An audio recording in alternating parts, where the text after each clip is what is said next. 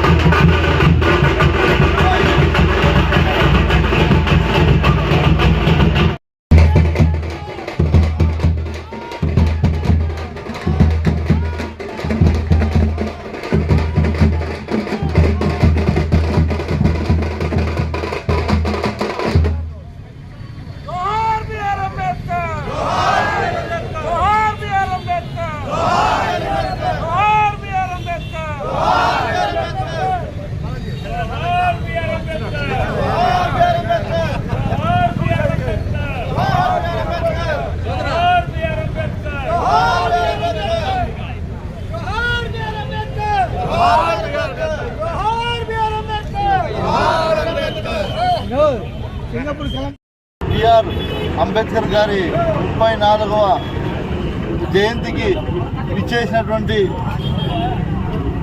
పలమనేరు నియోజకవర్గ ప్రజలందరూ విచ్చేసినటువంటి ముఖ్య నాయకులు కావచ్చు, గంగవరం మండల నాయకులు, అదేవిధంగా పలమనేరు రూరల్ మండల నాయకులు, అదేవిధంగా టౌన్ నాయకులు అందరూ కూడా ఇక్కడ విచ్చేశారు.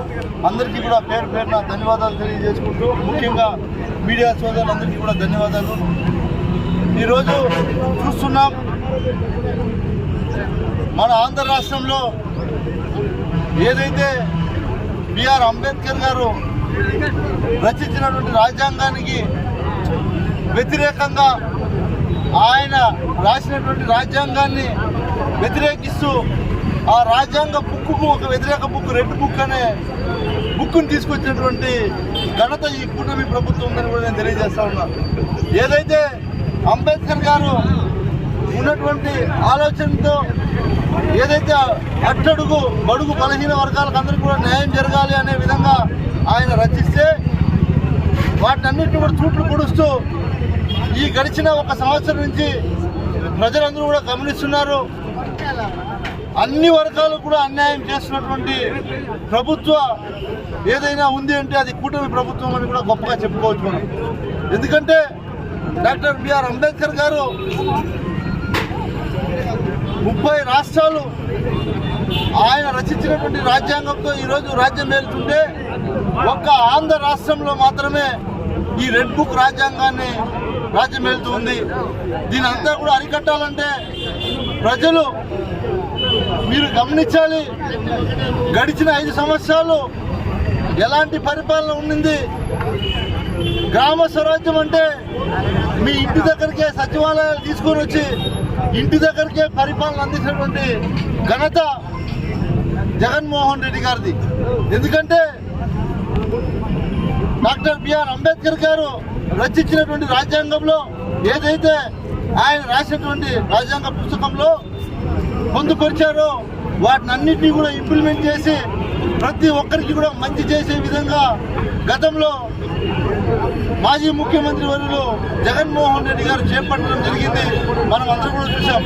కానీ ఈరోజు ఈ రాష్ట్రంలో అలాంటి పరిస్థితి లేక అందరినీ కూడా విభజిస్తూ ఈరోజు మీరు గమనించాలి, విజయవాడ నడిబొడ్డున అంత ఎత్తు విగ్రహాన్ని ఎవరు స్థాపించారు? 125 అడుగుల విగ్రహాన్ని ప్రతిష్టాపన చేసేటువంటి ఘనత జగన్మోహన్ రెడ్డి గారిని గుర్తుపెట్టుకోండి. దాన్ని కూడా ఈరోజు ప్రైవేటీకరణ చేయాలని ప్రయత్నిస్తున్నటువంటి కూటమి ప్రభుత్వాన్ని మనం ఏమని కూడా అనాలో అర్థం కానటువంటి పరిస్థితి. అలాంటి విగ్రహాన్ని డ్యామేజ్ చేయాలని కూడా ప్రయత్నించినటువంటి కూటమి ప్రభుత్వాన్ని మనం ఏమనాలి అని కూడా ప్రజలను విజ్ఞప్తిగా వదిలేస్తున్నా. కాబట్టి మీరు అందరూ కూడా గమనించండి. ఖచ్చితంగా ఏదైతే ఎస్సీలు కావచ్చు, మైనార్టీలు కావచ్చు, అట్టడుగు వర్గాలు ఎవరైనా సరే వాళ్ళందరికీ మంచి జరగాలి అంటే ఖచ్చితంగా మళ్ళీ డాక్టర్ బిఆర్ అంబేద్కర్ గారి రాజ్యాంగం తిరిగి రావాలంటే మళ్ళీ మనం వైఎస్ జగన్మోహన్ రెడ్డి గారిని ముఖ్యమంత్రి చేసుకోవాల్సినటువంటి బాధ్యత మన అందరి మీద ఉంది అని తెలియజేసుకుంటూ డాక్టర్ బిఆర్ అంబేద్కర్ గారికి ధన్యవాదాలు తెలియజేసుకుంటూ మరొకసారి ఇచ్చేసినటువంటి అందరికీ కూడా ప్రత్యేకంగా ధన్యవాదాలు తెలియజేసుకుంటూ సెలవు తీసుకుంటాం.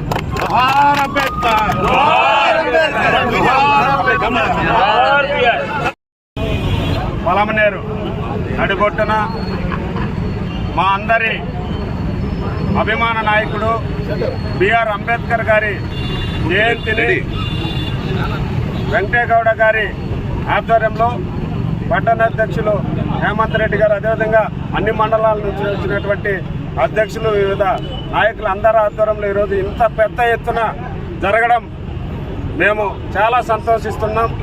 ఎందుకంటే అంబేద్కర్ గారు సమానత్వం, ఆర్థికంగా రాజకీయంగా అణగారిన వర్గాలు అభివృద్ధి చెందాలని ఆకాంక్షించినటువంటి వ్యక్తి. మీకు అందరికీ తెలుసు, రాష్ట్రంలో జగన్మోహన్ రెడ్డి గారు అధికారంలోకి వచ్చిన తర్వాత బడుగు బలహీన వర్గాలకు పెద్దపీట వేసి సాక్షాత్ రాజధానిలో అంబేద్కర్ గారి 105 అడుగుల విగ్రహాన్ని, 25 అడుగుల విగ్రహాన్ని స్థాపించి మా ఆత్మగౌరవాన్ని నడిబొట్టున నిలబెట్టినటువంటి జగన్మోహన్ రెడ్డి గారు ఈరోజు కూటమి ప్రభుత్వంలో దళితులమైన దాడులు కానీ, హత్య రాజకీయాలు కానీ వెల్లువెక్కుతున్నాయి. ఇలా అదే కాకుండా వర్గీకరణతో దళిత జాతిని, అన్ని జాతులను చిన్నాభిన్నం చేస్తూ ఈరోజు కూటమి ప్రభుత్వం తీసుకున్నటువంటి అరాచక రాజకీయాలకి స్వస్తి పలకాలంటే ఖచ్చితంగా ఎస్సీలు కానీ, బీసీలు కానీ, మైనార్టీలు కానీ ఈరోజు వర్గ సవరణ బిల్లు కానీ ఈ విధంగా మత కుల రాజకీయాలు తెరపైకి తెచ్చి చిన్న చిన్న కులాలని విచ్ఛిన్నం చేస్తున్నటువంటి ఈ కూటమి ప్రభుత్వానికి చమరగీతం ప్రజలు బుద్ధి చెప్పాల్సిందే. మరి దళిత వర్గాలందరూ కూడా ఏకం కావాల్సిందే. రానున్న రోజుల్లో మళ్ళీ మనకు అండదండగా మనకు నిలబడ్డటువంటి జగన్మోహన్ రెడ్డి గారు కానీ, ఈరోజు పలమనేరులో నిరంతరం కార్యకర్తకు కానీ, దళితులకు కానీ, అణగారిన వర్గాలకు అందుబాటులో ఉన్నటువంటి వెంకటేగౌడ గారు కానీ ఖచ్చితంగా మళ్ళీ అధికారంలోకి రావడానికి ప్రతి ఒక్కరూ కూడా కృషి చేసి అంబేద్కర్ యొక్క ఆశయాల్ని ముందుకు తీసుకెళ్లాలని కూడా ప్రతి ఒక్క దళిత జాతి బిడ్డను కూడా కోరుకుంటున్నాం. జై బిఆర్ అంబేద్కర్.